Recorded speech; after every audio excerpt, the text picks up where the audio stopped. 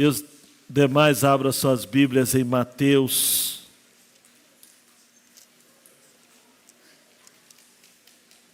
no capítulo 26.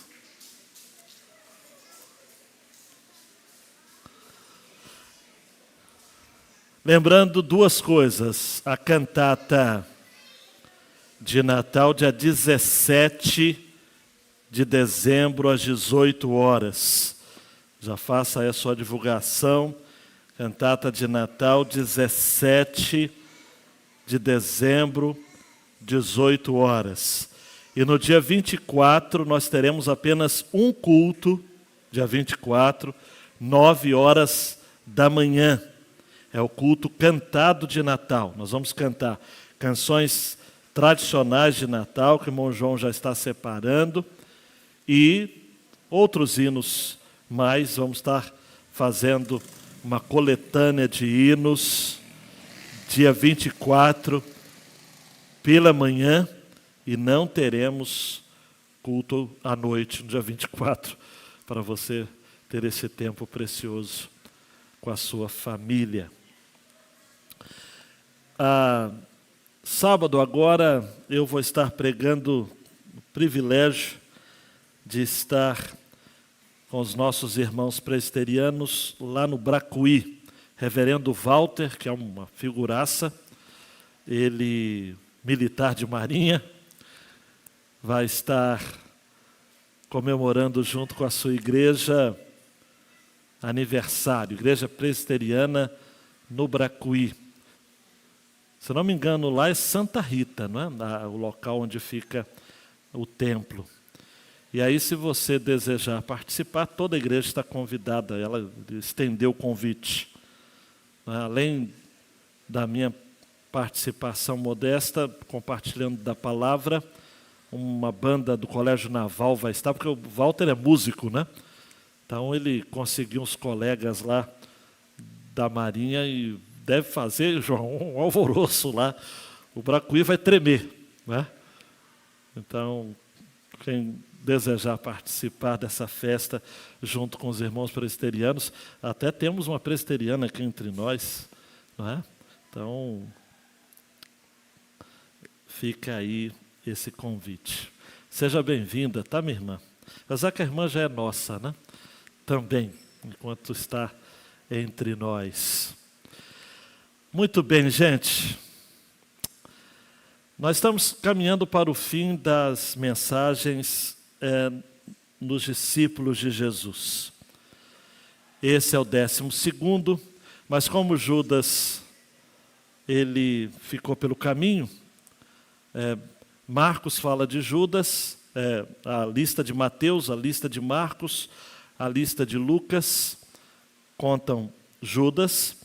João é o que fala de mais detalhes acerca de Judas, porque João era detalhista e ele sempre traz alguns detalhes realmente próprios acerca desse cidadão.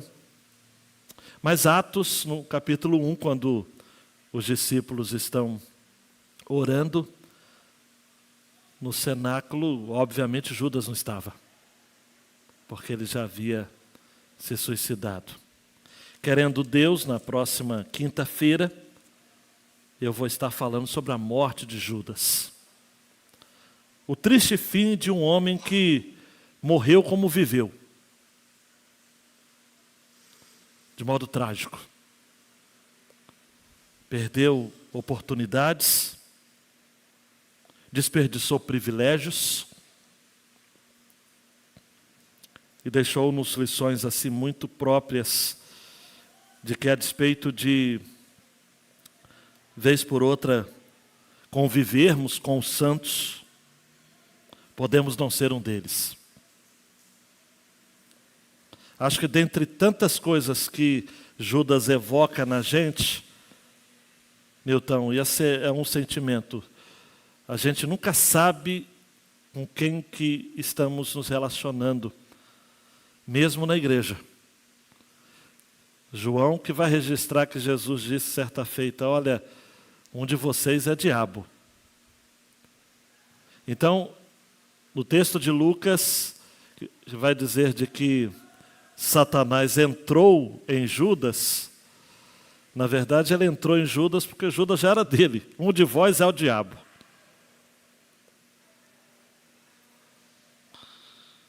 E nesta primeira mensagem eu quero falar ainda nessa temática que é o título dessa série de 2 mensagens.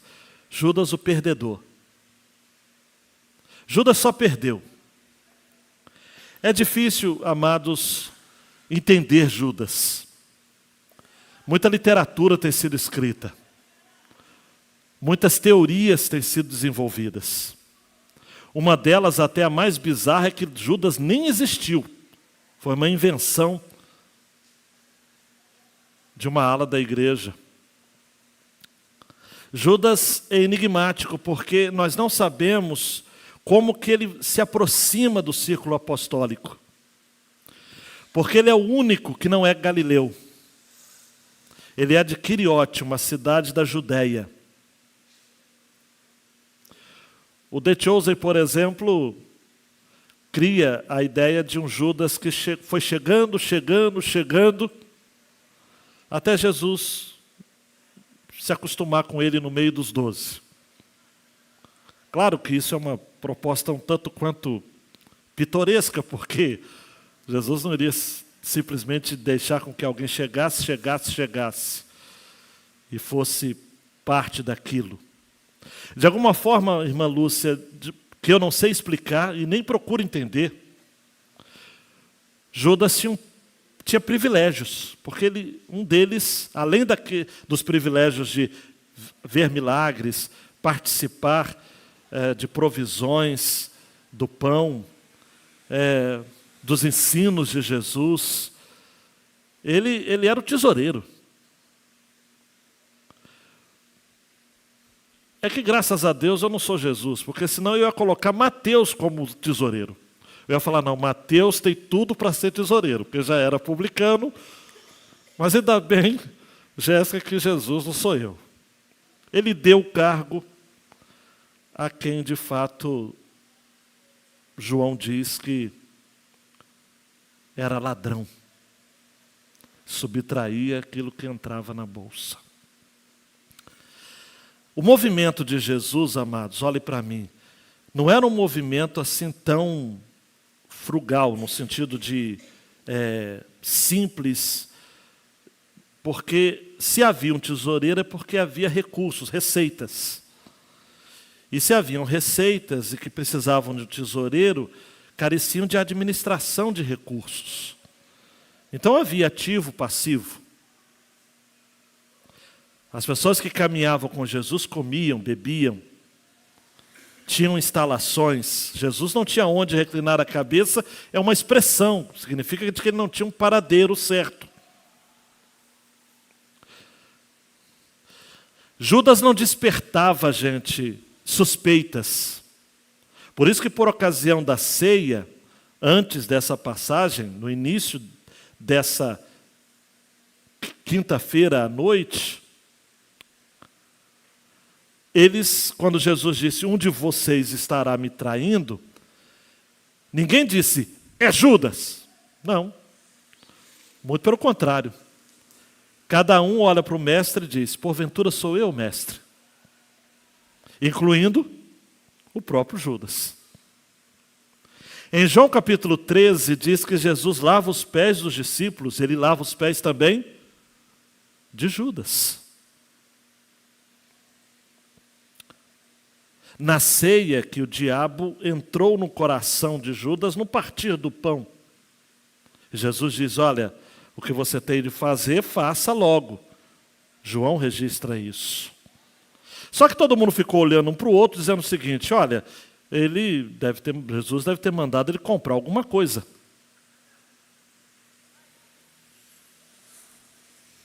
Imagina comigo esse cenário.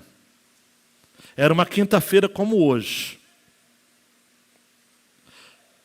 Por volta de umas 5, 6 horas da tarde, por que Jesus celebrou a Páscoa numa quinta?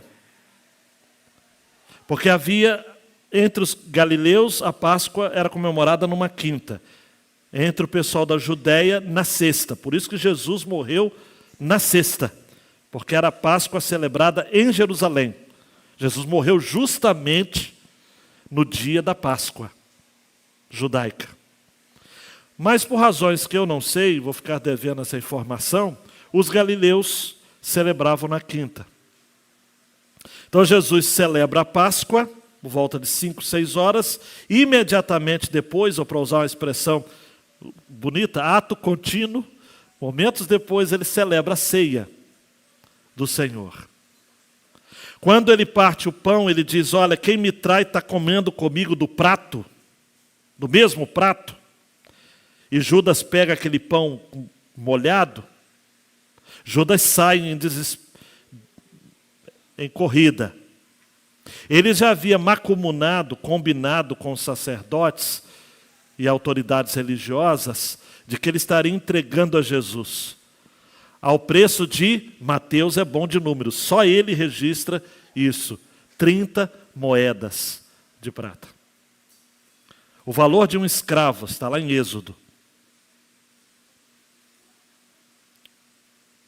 Jesus sai dali, de onde celebrou a sua primeira ceia com os discípulos, a última Páscoa dos judeus, a primeira ceia dos cristãos.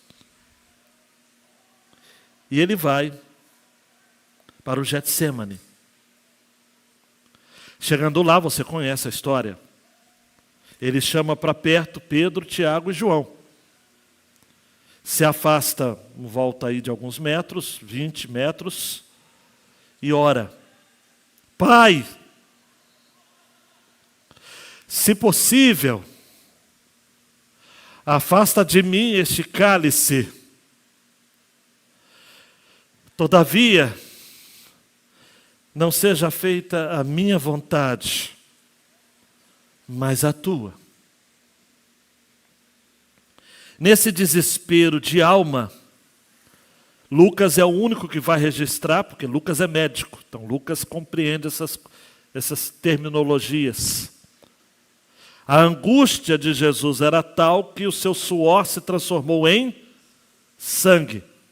É um fenômeno que se chama hemaditrose. Depois você pesquisa. Hemaditrose é um fenômeno que ocorre quando, por motivo de alta agonia, tensão, angústia, as veias estouram. E o sangue começa a jorrar pelo couro cabeludo.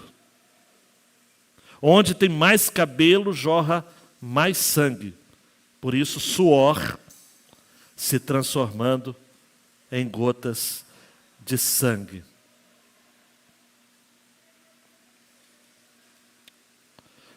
Jesus dá uma palavra aos discípulos dizendo, porque ele volta, os discípulos estão vigiando, né? Cantando hinos até do cantor, animados, encorajados, vigilantes. É isso que acontece? Eles estão o quê? Dormindo. Aí Jesus diz, então, é chegada a hora. E o Filho do Homem está sendo entregue nas mãos de pecadores. E o verso 46 de Mateus 26 é a ordem de Jesus. Levantem-se, vamos embora.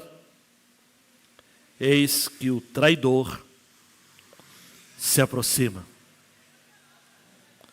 Quem era o traidor? Esse que todos os evangelistas, quando falam dele, falam Judas, o que traiu a Jesus. Vamos ao texto. Versículos 47 a 56. E enquanto Jesus ainda falava, eis que chegou Judas, um dos 12. E com ele grande multidão com espadas e porretes, vinda da parte dos principais sacerdotes e dos anciãos do povo.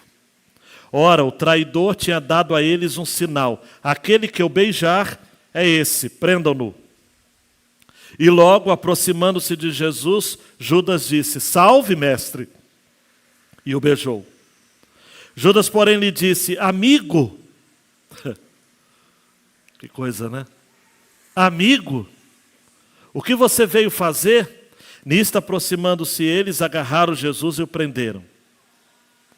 E aí me permita fazer um contraponto, um contraste com esse outro discípulo, que é o imprevisível mesmo. E eis que um dos que estavam com Jesus, estendendo a mão, sacou da espada e, golpeando o servo do sumo sacerdote, cortou-lhe a orelha. Então Jesus lhe disse: coloque a espada de volta no seu lugar, pois todos os que lançam mão da espada, a espada perecerão. Ou você acha que eu não posso pedir a meu Pai e Ele me mandaria neste momento mais de 12 legiões de anjos? Amado, uma legião tinha entre 5.000 a 6.000 soldados. Minha matemática não é boa, mas tem mais de 60, equivale a mais de 60.000 anjos. E Jesus poderia só dizer: venha, e ele viria. E eles viriam. Mas como então se cumpririam as Escrituras, que dizem que assim deve acontecer? Naquele momento Jesus disse às multidões, e aí preste atenção, porque nós estamos diante das últimas palavras públicas de Jesus, excetuando as palavras na cruz, tá ok? As últimas palavras públicas de Jesus. Naquele momento Jesus disse às multidões: vocês vieram com espadas e porretes para prender-me, como se eu fosse um salteador, um bandido. Todos os dias no templo eu me assentava, ensinando, e vocês não me prenderam. Tudo isso, porém, aconteceu para que se cumprisse as Escrituras dos profetas. Então todos os discípulos, preste atenção, todos os discípulos o deixaram e fugiram. Deus nos ajude a entendermos o que é ser discípulo de Jesus a partir desse texto, das reflexões, dos contrastes, das aplicações que faremos. Por favor, Deus, que não haja locomoção, desvio de atenção, distração, que a nossa mente seja focada em Ti e na Tua palavra, no nome de Jesus. Amém e amém. Dando um clique, meu querido João Marcos, né? O discipulado é um processo de andarmos com Jesus a ponto de sermos como Jesus. Judas era um dos 12, andava com Jesus, mas jamais se tornou como Jesus. Ele era um dos 12, andava com Jesus, mas jamais se tornou como Jesus. Queridão, queridona, eu não posso me segurar aqui de falar. É perfeitamente possível andar com Jesus e não se tornar como Jesus. Judas não teve jeito. 47:50 fala sobre o beijo da traição. O João Marcos dando um clique, eu vou comentar alguma coisa sobre esse beijo da traição. E eu optei de fazer um contraste com o outro que teve jeito. Esse é cabeça dura, obstinado, Pedro pedra, mas esse teve jeito. Mas aqui Jesus teve que lidar com ele, porque a reação dele foi exagerada demais. Então, voltando aí, João Marcos, o beijo da traição. Fato é, queridão e queridona, de que Judas, ele é retratado nas Escrituras como alguém que, diante de tantos males da sua alma, um deles era a avareza. Em João capítulo 12, por exemplo, quando aquela mulher que fora alvo de uma intervenção, uma ação do Senhor Jesus em sua vida, molha, unge os pés do Senhor com aquele perfume caríssimo de 300 denários, o salário de um ano.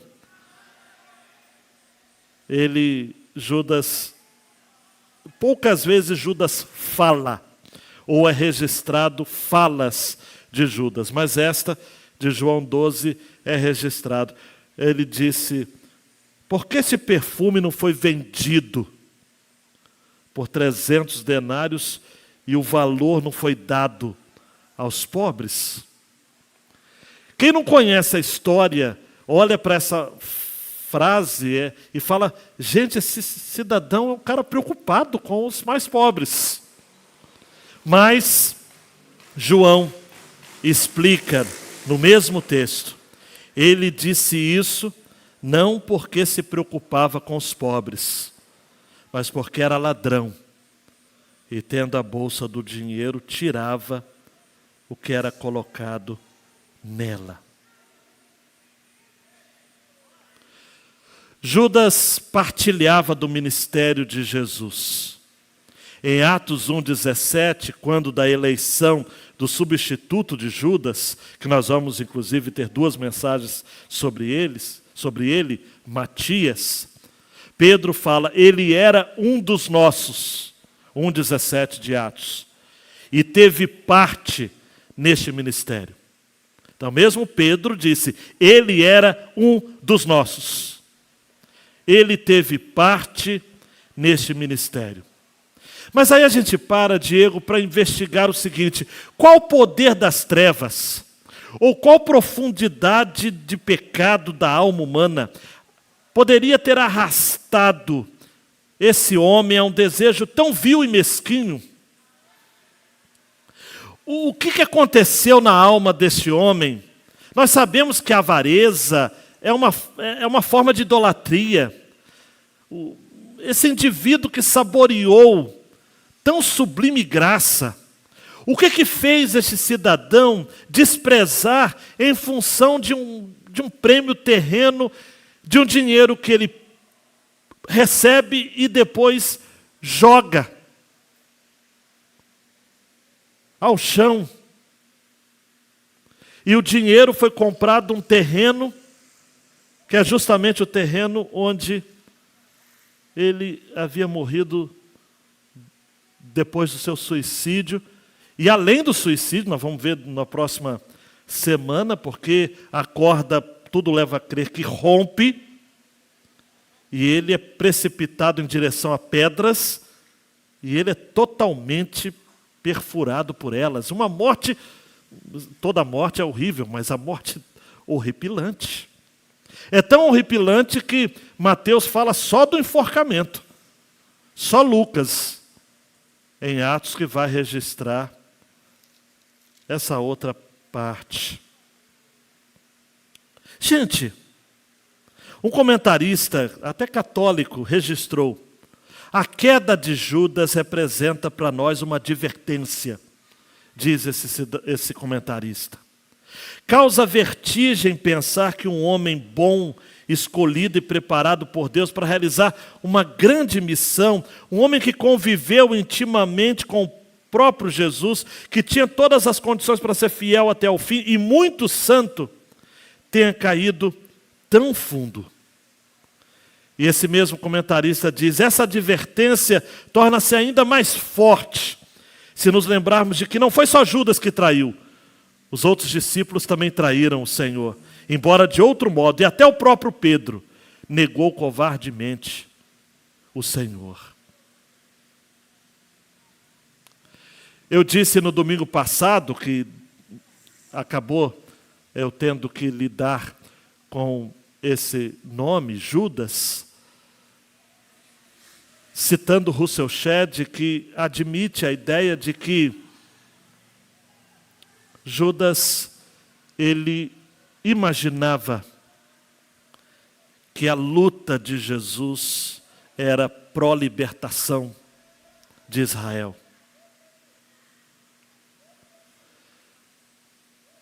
Há uma possibilidade muito grande que Judas se decepcionou com Jesus em sua missão. E daí então ele resolve precipitar a sua traição, ou na perspectiva de que houvesse um levante popular, talvez por isso que Judas tenha trazido junto de si esse exército de gente com espadas e porretes, considerando que Jesus poderia, olha só, ter armado os seus discípulos para poder fazer uma frente. Me permita usar um termo contemporâneo, Jesus não é um miliciano, amados. Havia algumas espadas entre os discípulos para o cumprimento da profecia que ele foi contado entre os transgressores. Mas a única vez que uma daquelas espadas foi usada, Jesus chama a atenção de Pedro. E preste atenção, porque um comentarista, de maneira muito espirituoso, disse o seguinte: se Jesus não tivesse recuperado a orelha de Malco, teriam 4 cruzes no Gólgota. Porque Pedro ia para lá com certeza.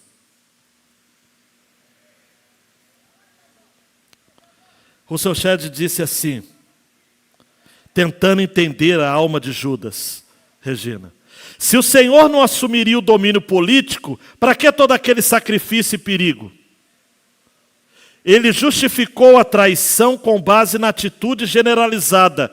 Um movimento que não tem condições de prosperar não merece suor nem sangue. Ao contrário, é justo tirar alguma vantagem enquanto há tempo.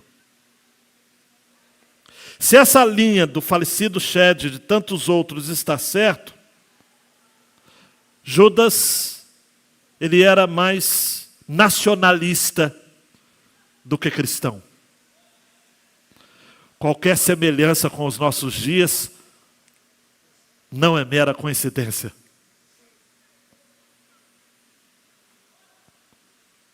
Havia profecias de que Jesus seria traído. Mas em nenhum momento Judas precisava ter trazido isso para si. Até mesmo porque Mateus 26, 24 vai dizer: o Filho do Homem vai, como está escrito a seu respeito.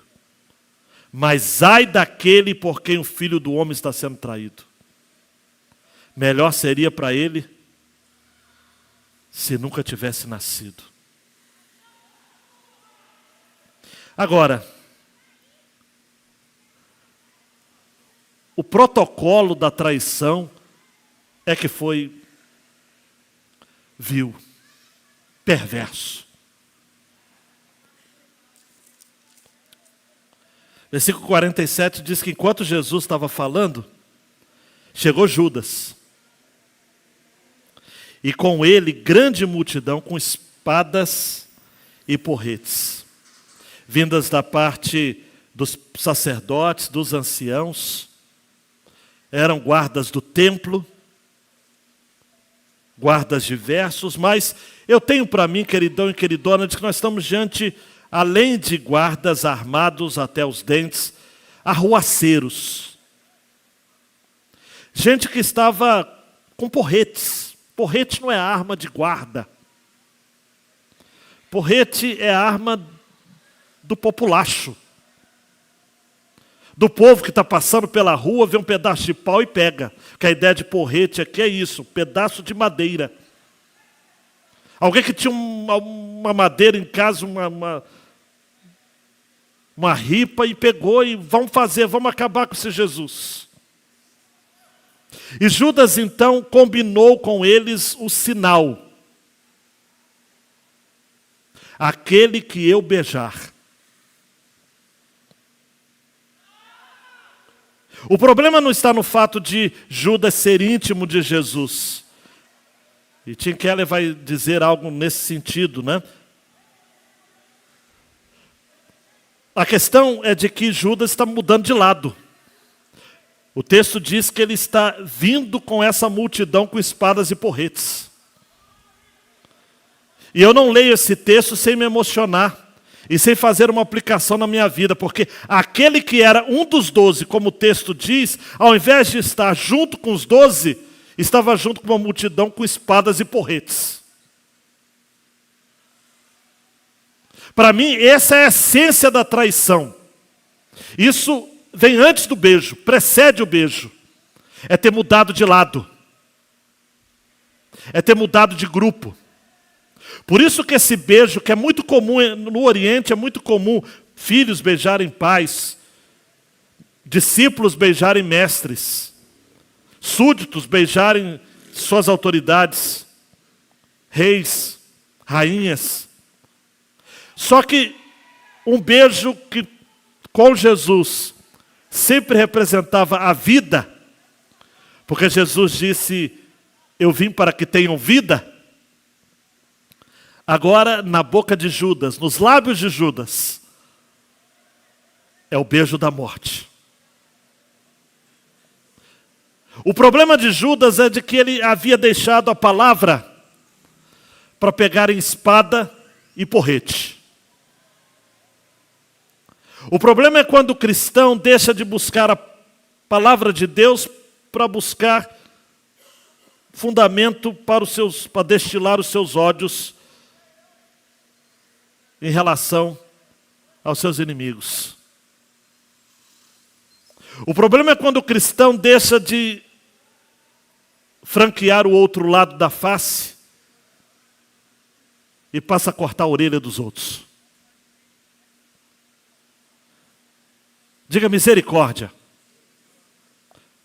O que faz um discípulo que caminha com Jesus, de repente mudar de lado tão rapidamente? É triste, amados, e o R. Wisby diz, como que Judas degradava tudo que tocava. Ele é o anti-Midas.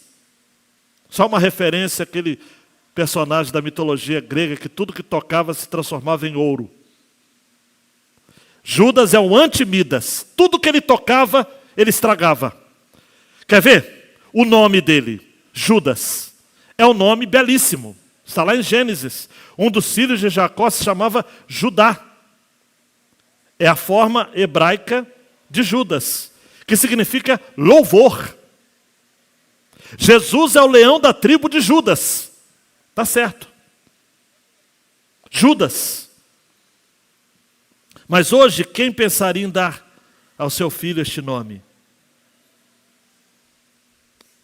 O beijo.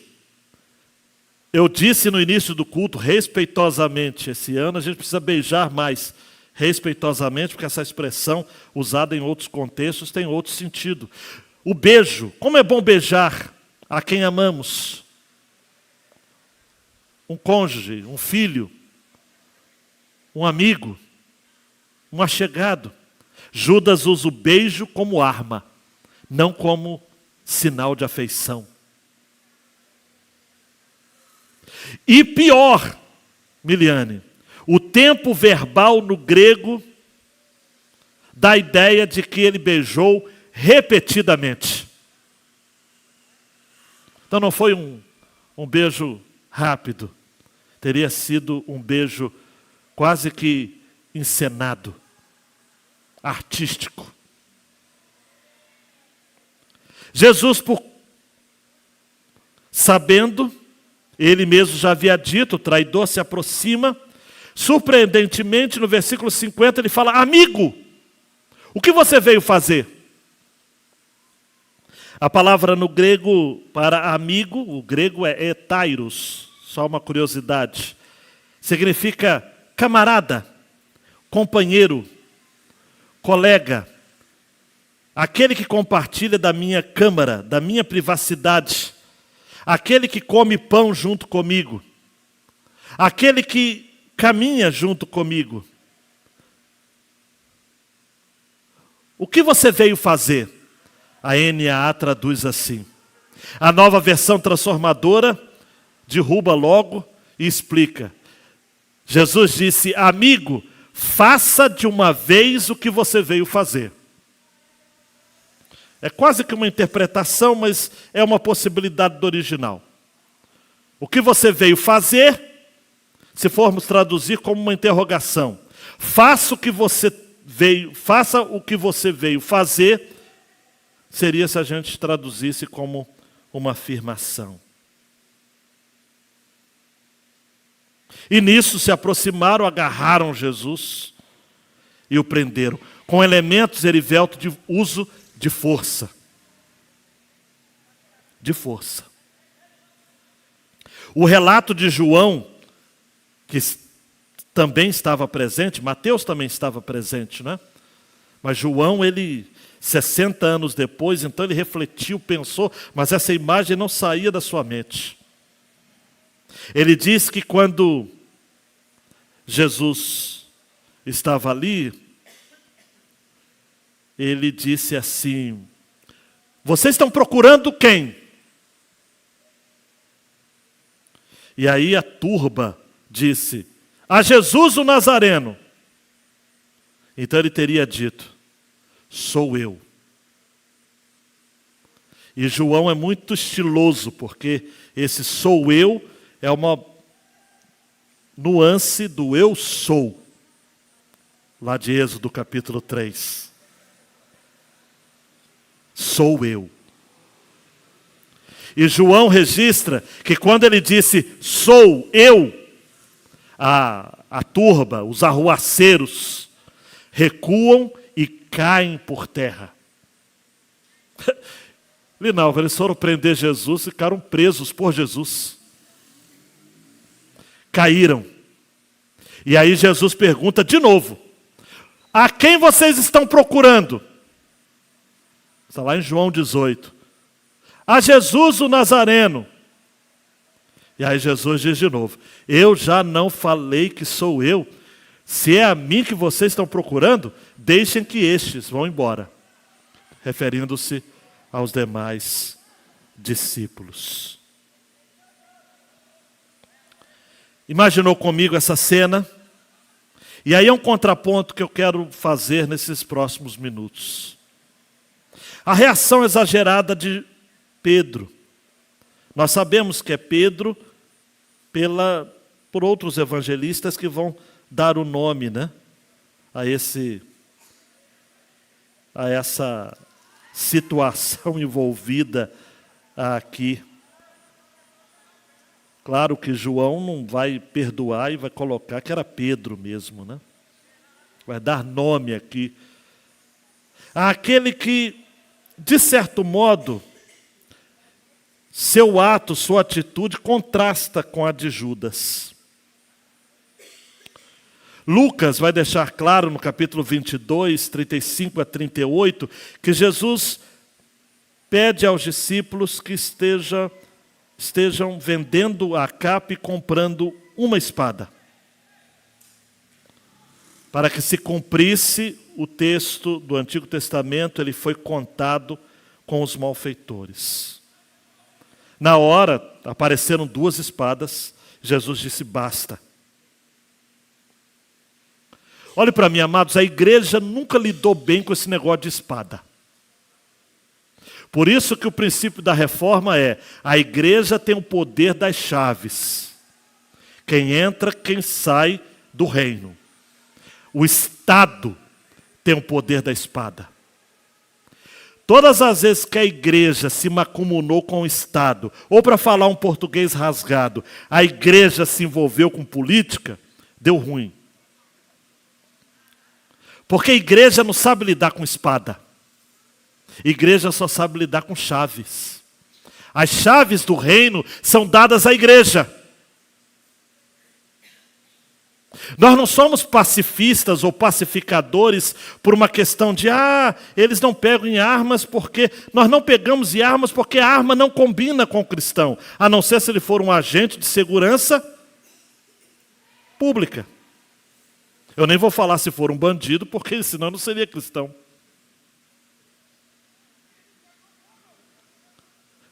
Jesus deixou claro essa fala: todos os que lançam mão da espada, a espada perecerão. É isso que está na sua Bíblia? Está na minha também. Quando Pedro saca a espada, e ruim de mira, porque é nisso também. O cara é crente, é ruim também de mira. Ele ia acertar o pescoço, errou, cortou a orelha. Jesus disse, versículo 52, coloca a espada de volta no seu lugar.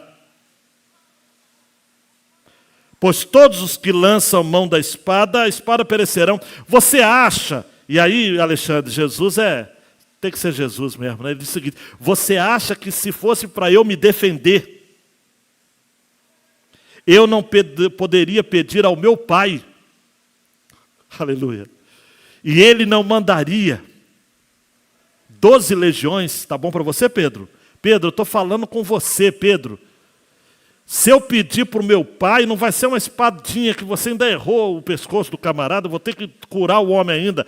Eu não preciso da sua ajuda.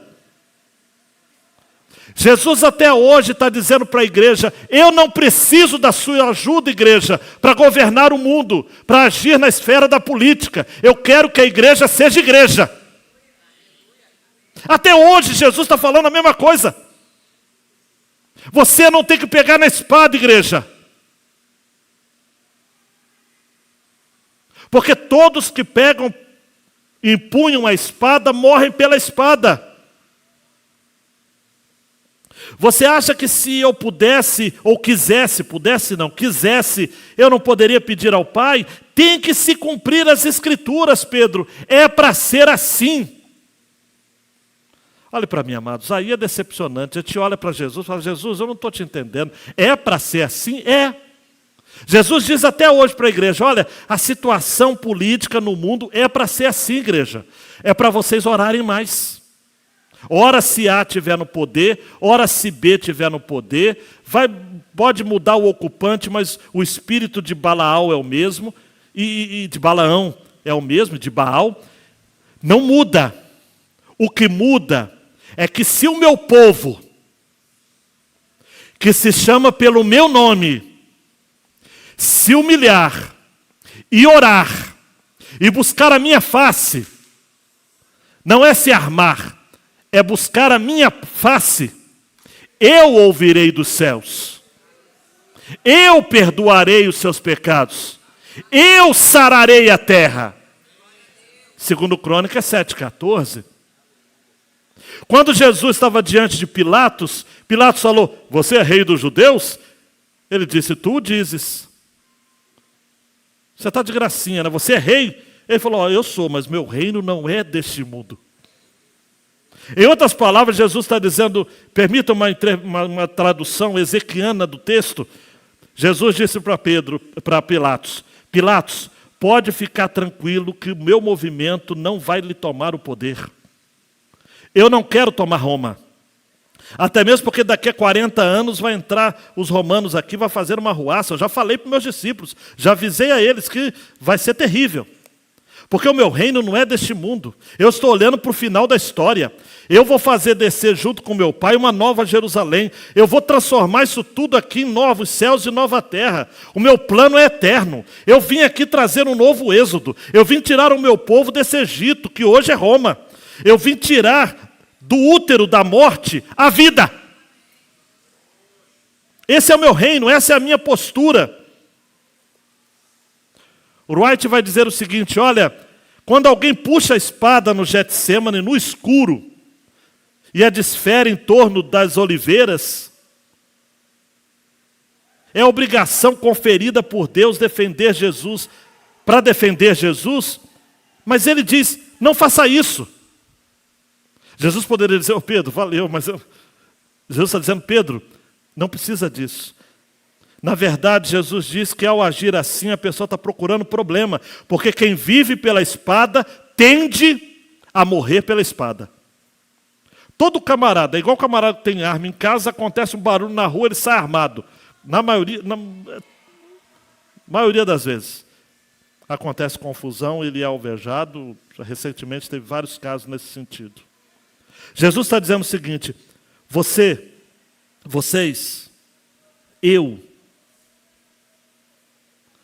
vão sofrer. Francisca, Jesus está dizendo. Mas olha para mim, eu vou sofrer muito mais. Por quê? Essa noite vai ser difícil de dormir. Aquela noite, Jesus sai dali, preso, vai para a casa do Anás, do Caifás. O julgamento dele é na madrugada. Eu só sei, Adaías, que 9 horas da manhã Jesus estava na cruz. De sexta-feira. Meio-dia ele estava morto, 3 horas, meio-dia se transformou noite.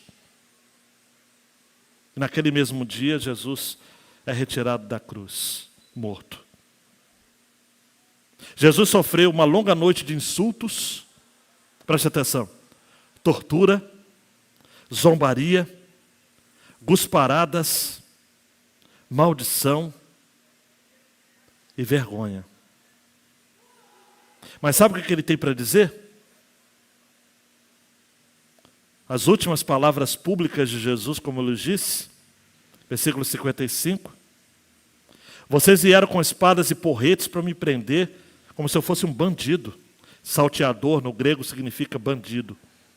Todos os dias no templo eu me assentava ensinando e vocês não me prenderam, mas isso é para que cumprisse as escrituras dos profetas.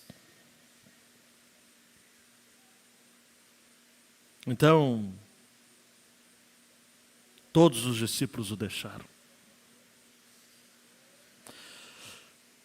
Coloque uma coisa na sua cabeça: Jesus não precisa de defensor, nem Jesus, nem seu reino. Tudo o que aconteceu com Jesus seguiu o curso da providência divina. Tinha de ser assim. Pedro vai dizer no seu sermão, né? Jesus o Nazareno, em Atos 2:22. Jesus o Nazareno, homem aprovado por Deus diante de vocês com milagres, prodígios e sinais, os quais o próprio Deus realizou entre vocês por meio dele, como vocês mesmos sabem, a estes, conforme o plano determinado e a providência de Deus, vocês mataram, crucificando por meio de homens maus. Porém, Deus o ressuscitou, livrando da agonia da morte, porque não era possível que fosse retido por ela. Jesus está dizendo, olha, tudo aconteceu conforme o plano determinado e a presciência de Deus. Jesus está dizendo para Pedro, meu reino não é deste mundo, ele é completamente diferente. Tim Keller diz que Jesus estava dizendo assim, é desse modo que eu vou mudar as coisas, eu vou colocar os outros em primeiro lugar antes de mim, eu vou amar os meus inimigos, eu vou servir e eu vou me sacrificar pelos outros, eu não vou pagar o mal com o mal, eu vou vencer o mal com o bem, eu abrirei mão do meu poder, da minha vida, fragilidade, pobreza, sofrimento e rejeição passarão a figurar no topo da minha lista e a minha revolução será feita sem espada, porque vai ser a primeira resolução ou revolução verdadeira.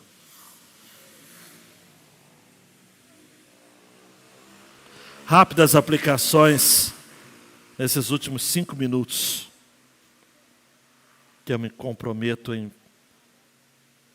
estar com vocês. A primeira, 2 cliques, João, eu pensei, repensei e falei, poxa, mas é por aí mesmo. Dá 2 cliques, João, por favor. Nós devemos tomar muito cuidado com os que nos beijam. Isso não significa que devemos recusar o carinho afetuoso. Mas a gente não pode ser refém dele. Preste atenção, Jesus, ele não é sugestionável por bajulações e demonstrações farisaicas de afeto. Porque Jesus conhece o coração. Tem muita gente que se achega a Jesus hoje como Judas. Salve, mestre. Com beijos, com louvores, com vigílias nas madrugadas, com shows pirotécnicos. Gente que chega babá em Jesus, me permita a terminologia rasteira. Mas estão indo ao encontro daquilo que o profeta Isaías disse, Deus falando através de Isaías. Eu aborreço das suas assembleias, dos seus cultos solenes, porque o meu povo me cultua com os lábios, mas o coração está distante de mim. Da mesma forma, a gente tem que tomar cuidado também com quem está no nosso lado. E nós não podemos ficar carentes de beijos de homens e de mulheres. Porque o que importa é se de fato estamos do lado de Jesus. E não do lado de quem anda com porrete e espada. João, não há um caminho fácil no discipulado de Jesus. Viver com Cristo é estar à beira da morte o tempo todo. Eu não sei quem disse, enganou muita gente hoje no meio evangélico, que acha que tem que ser fácil. Que acha que caminhar com Jesus é moleza. Não é. A Bíblia diz que se alguém quer vir após mim, Marcos 8, negue-se a si mesmo. Tome a sua cruz e siga-me. Deixando a última tela, João Marcos. Esforce-se para prestar atenção esses minutos. O que é ser discípulo de Jesus? É abrir mão dos porretes e espadas. É abrir mão de beijos falsos. É seguir a Jesus no seu caminho de morte, naquilo que o poeta chamou de via dolorosa.